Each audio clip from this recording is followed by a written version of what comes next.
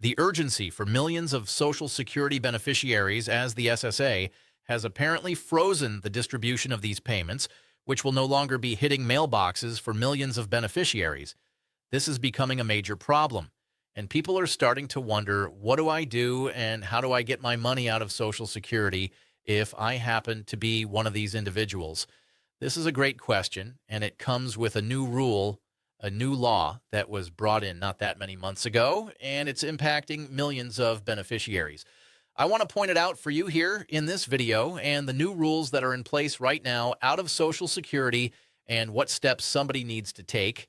So remember, last year, it was in March of last year, the president signed an executive order no longer distributing paper checks out of any federal government entity or agency. That includes Social Security. It includes the Treasury. It includes everything.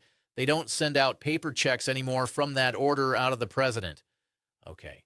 So with that being said, this is actually impacting beneficiaries in a pretty massive way for those people that have not transitioned into electronic payments. In other words, if you are not getting direct deposit and you were reliant on paper payments to be hitting your mailbox, that doesn't happen anymore. Let me explain why this is such a big deal. For decades, Social Security beneficiaries had the option to receive their monthly benefits either through direct deposit or through a paper check in the mail. Many people, especially older beneficiaries who maybe don't have bank accounts or who prefer the tangible security of holding a physical check, stuck with paper checks. That was their right. That was their choice. But now, with this executive order, that option has been eliminated entirely. The reasoning behind this, according to the administration, is twofold. First, it's about cost savings, printing checks, mailing them out, processing them when they get cashed. All of that costs money. Electronic payments cost pennies. Paper checks cost dollars. When you're talking about tens of millions of payments every single month, those savings add up fast. We're talking hundreds of millions of dollars per year in savings just from eliminating paper checks. Second, and this is actually a legitimate concern, paper checks are far more vulnerable to theft and fraud. A check sitting in a mailbox can be stolen, it can be altered, it can be cashed fraudulently. According to the data that Social Security has released, paper checks are 16 times more likely to be lost, stolen, or subjected to fraud compared to direct deposits. That's a massive difference. So, from the government's perspective, forcing everyone onto electronic payments protects beneficiaries from theft and fraud while also saving taxpayer money. But here's the problem. Not everyone is set up for electronic payments. Some people don't have bank accounts. Some people don't trust banks. Some people live in rural areas where banking options are limited. Some people are elderly and not comfortable with technology. And for all of these people, this transition has been jarring, confusing, and in some cases has left them without access to their benefits. Apparently, like it said, like in this article here, they've apparently started freezing the distribution of paper payments to Social Security beneficiaries. That'll no longer be hitting mailboxes anymore for these individuals because they need to transition into electronic payments, direct deposits into a bank account, a checking account, a savings account, or the other option that would also be fine is a direct express card, which I know that a lot of you here in this community also do have direct express cards. So you might be wondering, but wait, what do I need to do? I'm a beneficiary.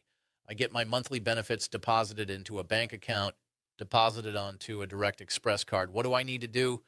The answer is nothing. Nothing.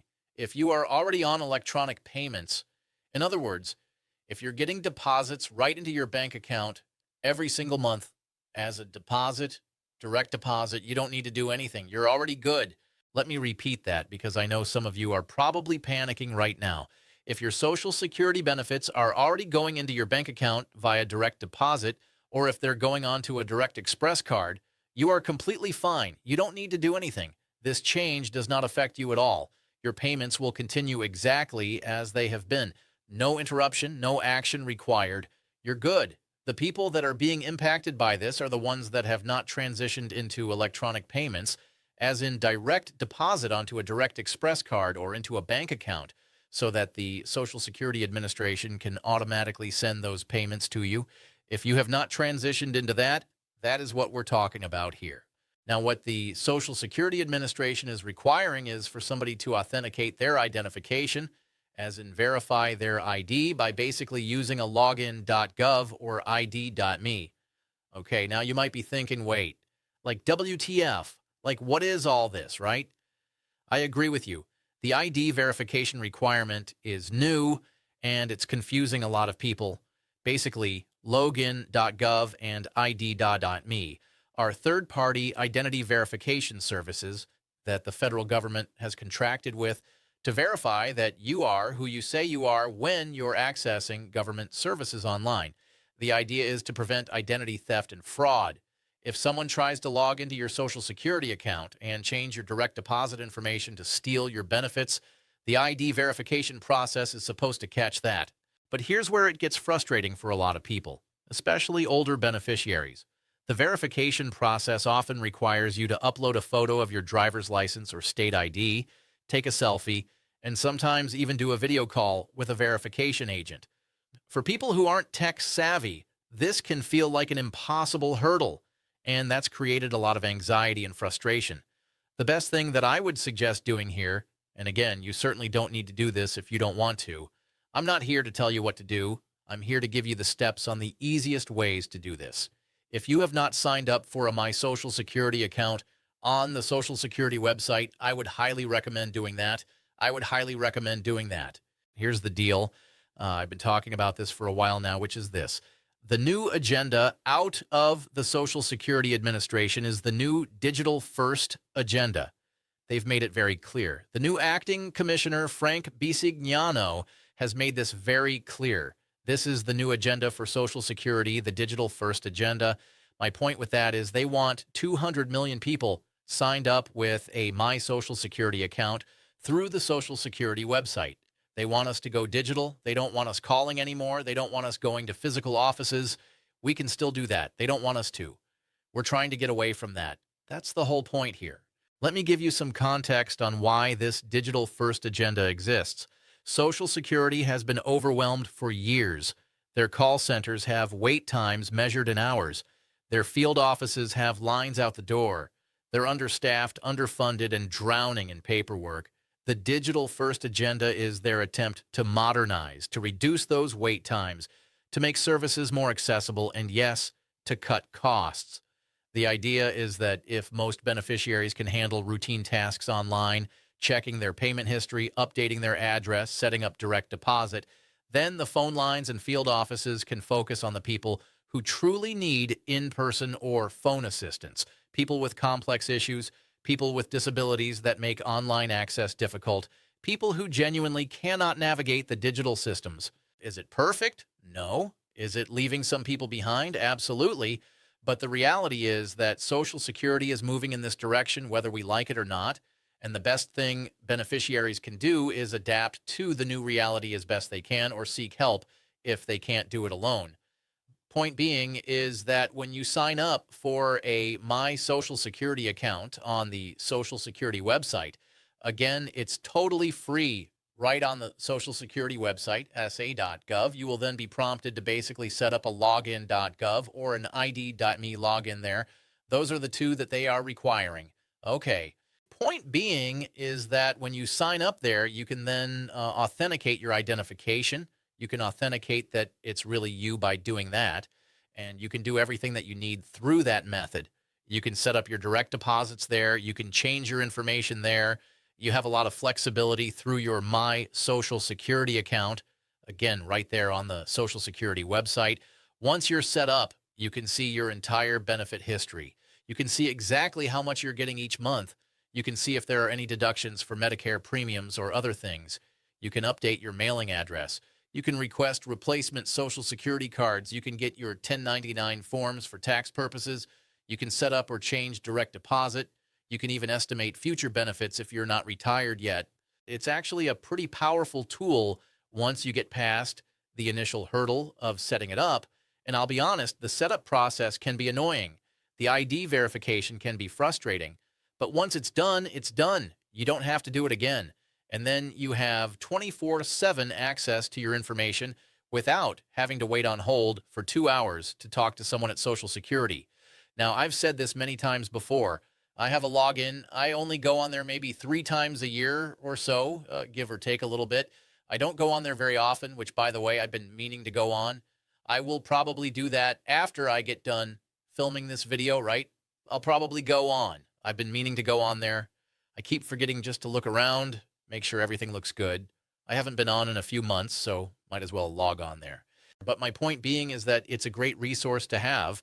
There's a lot of flexibility and optionality that you have through your My Social Security account. And that's basically what they're suggesting, is that if you are somebody that never transitioned into electronic payments, as in direct deposits, a direct express card, something like that, they want you to do that. And again, they're basically saying, and again, according to this article here, apparently SSA is freezing payments going out to these individuals that have not transitioned into electronic payments because they don't send out paper payments anymore. They do not do it. They got away from that because they want to cut expenses out of the federal government, and they also want to safeguard the beneficiaries because apparently paper checks are 16 times more likely to be lost or taken in the mail versus a direct deposit costs very little. It's like a couple cents to send one of those, and it's like flawless, right? I mean, for the most part, it basically hits the account within a very short amount of time, and it costs very little, and the accuracy is very, very good on these. Let me put this in perspective. When Social Security sends out a paper check, they have to print it, stuff it in an envelope, mail it, wait for it to arrive, wait for you to cash or deposit it, then process that transaction. Every step of that process has potential for error or fraud. The check could get lost in the mail. It could be stolen from your mailbox. It could be altered after you receive it. You could lose it before you cash it. The post office could delay it. With direct deposit, Social Security initiates the electronic transfer, and boom, it's in your account. No mail, no physical check, no opportunity for theft, no delays. It's instantaneous, secure, and costs almost nothing. From the government's perspective, it's a no-brainer. From the beneficiary's perspective, especially if you're not comfortable with banks or technology, it feels like you're being forced into something you don't want. But here's the thing, and I say this with compassion for people who are struggling with this transition, electronic payments really are safer and more reliable once you get set up. The initial setup is the hard part, but once it's done, you never have to worry about your check getting lost in the mail again. You never have to worry about someone stealing it from your mailbox. You never have to rush to the bank to deposit it before it expires. It just shows up in your account every single month like clockwork. So anyway, just want you to be very aware of this, what's going on. Otherwise, if you're already set up for direct deposits or you have a direct express card, you're good. You don't have to do anything as far as the authentication or verification of your ID. I would still recommend signing up for a My Social Security account if you want to. You don't have to. I don't really care if you do or not. Again, I'm not here to tell you what to do. That's not my style. But I am here to say, to make your life easier, it is actually pretty nice to have a My Social Security account. You only need to go on it maybe 2 or 3 times a year at most, but it has a lot of flexibility for you and a lot of great resources there for you. And again, it has all of your personalized information right there on the account that you can check and verify and make sure everything looks good for you. Now, let me address a concern I know some of you have, which is, what if I don't have a bank account? What if I can't get a bank account because of past banking issues? Or I live somewhere without easy access to a bank? Or I just don't want a bank account? What are my options? This is where the Direct Express card comes in, and it's actually a really good solution for people in this situation. The Direct Express card is a prepaid debit card issued by the Treasury Department specifically for federal benefit recipients. Your Social Security benefits get loaded onto the card each month, and you can use it anywhere that accepts debit cards. You can withdraw cash at ATMs, you can use it to pay for groceries, bills, whatever you need. The key advantage of the Direct Express card is that you don't need a bank account to get one. You don't need to pass a credit check. You don't need to have a good banking history. As long as you're receiving federal benefits, you can get a Direct Express card. And once you have it, your Social Security benefits go on to that card automatically each month, just like direct deposit into a bank account. There are some fees associated with the Direct Express card. things like ATM withdrawal fees if you use out-of-network ATMs, but for the most part, it's a free and accessible option for people who don't have or don't want traditional bank accounts. And it satisfies Social Security's requirement that you receive your benefits electronically rather than through paper checks. If you're interested in getting a Direct Express card, you can call the Direct Express hotline or sign up online. Or if you set up your My Social Security account, you can enroll in Direct Express through that portal as well. It's a straightforward process, and once you're set up, you're good to go. All right. Anyway, as always, if you happen to be one of the 70 million people on Medicare, again, call Chapter There. I can't tell you how many comments I've seen so far this year. People reaching out saying, my plan is not good, can't see my doctor, can't go to my office, can't go to my clinic. My prescriptions have increased substantially. Call Chapter. See what options you have. Talk to a trusted advisor. See what they can find for you. They have 20,000 plus plans available to them that they can look across to find the best options for what you need personally to find the right Medicare coverages for you. Okay? Anyway, bring your list of questions, whatever else you got. They're going to ask you about your 3 Ps, by the way, your preferences. What do you want? Your prescribers, as in your providers, your doctors, as well as your prescriptions. What pharmacy prescriptions are you taking? They're going to want to know all that stuff to help you get the best coverages and whatever else it is that you need, okay? And again, after you talk to them, drop a comment down below. Use the word chapter. That's the keyword that I search for to find your comments. I'll grab your comment and I'll add it to my stack here of ongoing comments and continue to display these in upcoming videos, which, by the way, is absolutely amazing. People in this community, again, just those of you in this community, collectively saving $2 million plus by calling them. Again, hundreds of you in this community have already called so far this year in 2026. Hundreds of people, thousands and thousands and thousands, like nearly 10,000-ish people in the last year have called Chapter There with that phone number, and dozens of people just so far this year, dozens and dozens, multiple dozens of people, like almost 100 people already this year have gotten new plans and all kinds of things. It's absolutely amazing. Let me just emphasize why this Medicare piece is so important, especially in the context of what we just talked about with Social Security. Many of you watching this are on both Social Security and Medicare. You're dealing with multiple government agencies, multiple systems, multiple sources of potential confusion, and one of the biggest sources of unexpected expenses for retirees is Medicare costs that they didn't anticipate. Maybe your plan doesn't cover your doctors anymore because the network changed. Maybe your prescriptions went up in cost because they moved to a different tier. Maybe you're paying for coverage you don't need while missing coverage you do need. These are real problems that cost real money, and they're exactly the kind of thing that Chapter specializes in solving. The beauty of calling Chapter is that it's free. You're not paying for the consultation. You're not paying for the advice. They get compensated by the insurance companies whose plans they help you enroll in, but that doesn't affect the price you pay for the plan.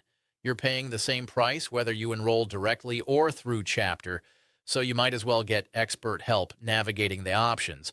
And the fact that thousands of people in this community have collectively saved over $2 million by calling them tells you everything you need to know. These aren't small savings. We're talking about people saving hundreds or even thousands of dollars per year by switching to plans that better fit their needs. That's money that stays in your pocket. That's money that helps you deal with rising costs everywhere else in your life. Anyway, drop your comments down below. I'd love to hear from you after you talk to Chapter There. Again, make sure to use the word chapter within your comment. That's how I can find your comments, by the way. Otherwise, enjoy. Please subscribe, 100% free. Big subscribe button down below. Please share the video. Big share button down below as well. Drop your comments, your questions, your feedback down below. Before I go, let me just recap the key points from this video because I know we covered a lot of ground and I want to make sure you're walking away with clarity. Number one, if you're currently receiving Social Security benefits via direct deposit or on a Direct Express card, you don't need to do anything. You're fine. Your payments will continue without interruption. Number two, if you were receiving paper checks in the mail, those have been discontinued as of the executive order signed last year.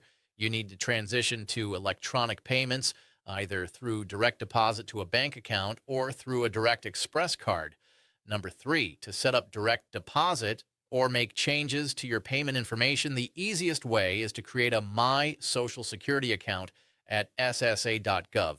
This will require you to verify your identity through login.gov or id.me, which can be annoying but is necessary for security purposes. Number 4, if you don't have a bank account and don't want one, the Direct Express card is a great alternative that doesn't require a bank account and allows you to receive your benefits electronically.